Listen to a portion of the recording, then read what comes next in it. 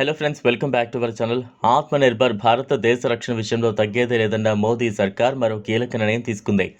Made in India యుద్ధ నౌక విక్రాంత్తో జోడీగా ఫ్రాన్స్ నుంచి 26 రాఫెల్ మెరైన్ ఫైటర్ జెట్స్ కొనుగోలుకు రంగం సిద్ధమైంది. ఈ మేరకు రెండు దేశాల కీలక ఒప్పందం కుదిరింది. భారత్, ఫ్రాన్స్ మధ్య రాఫెల్ మెరైన్ ఫైటర్ జెట్స్ కొనుగోలుకు సంబంధించి కీలకంగా ఒప్పందం గురువారం ఓ కొలుక్కి రానుంది. దాదాపు 50,000 కోట్ల రూపాయల ఈ డీల్కు సంబంధించి ఢిల్లీలో ఇరు దేశాల ప్రతినిధులు భేటీ అవుతారు. రాఫెల్ మెరైన్ వెర్షన్ ఫైటర్ జెట్స్ను తయారు చేసిన డసో ఏవియేషన్స్ సంస్థ ప్రతినిధులు కూడా ఈ భేటీలో పాల్గొంటారు. ఇప్పటికే భారత వాయుసేన దగ్గర 36 రాఫెల్ యుద్ధ విమానాలు ఉన్నాయి. ఇప్పుడు ఫ్రాన్స్ నుంచి కొనుగోలు చేయనున్న 26 రాఫెల్ మెరైన్ ఫైటర్ జెట్స్ ప్రత్యేకంగా ఇండియన్ నేవీ కోసమే. 4.5 జనరేషన్ రాఫెల్ జెట్ ధ్వని వేగాన్ని దాదాపు రెట్టింపు చేయగలదు. Top speed 1.8 Mach. Electronic warfare, వైమానిక రక్షణ, గ్రౌండ్ సపోర్ట్ మరియు లోతైన దాడులతో సహా బహుళ పాత్ర సామర్థ్యాలతో రాఫెల్ భారత వైమానిక దళానికి వాయు ఆధిపత్యాన్ని ఇస్తోంది. ఉన్న చైనీస్ J-20 5వ జనరేషన్ ఫైటర్లను కూడా రఫేల్ Su-30 విమానాలు ధీటుగా ఎదుర్కోగలదు. చైనా యొక్క J-20 చెంగ్డు జెట్లను 5వ తరం పోరాట జెట్ అని పిలుస్తారు.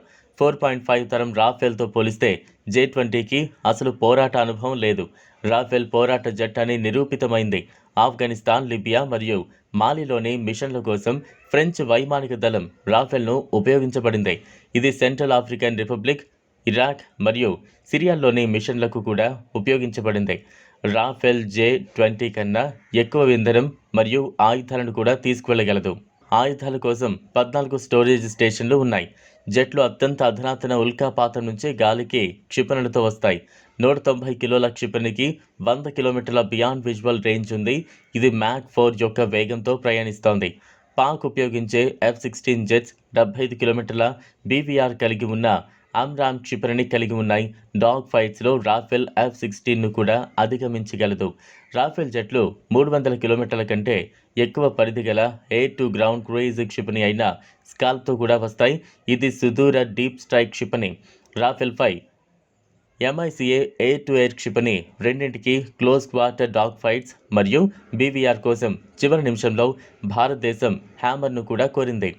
ఉత్పత్తి చేయబడిన గాలి నుంచి భూమికి ఖచ్చితమైన గైడెడ్ క్షిపణి మరియు 70 కిలోమీటర్ల పరిధిలో బంకర్ రకం గట్టిపడిన లక్ష్యాలకు వ్యతిరేకంగా ఉపయోగించవచ్చు. ఈ వీడియో మీకు నచ్చినట్లయితే లైక్ చేయండి, షేర్ చేయండి, ఛానల్ను సబ్స్క్రైబ్ చేసుకోండి. Thanks for watching.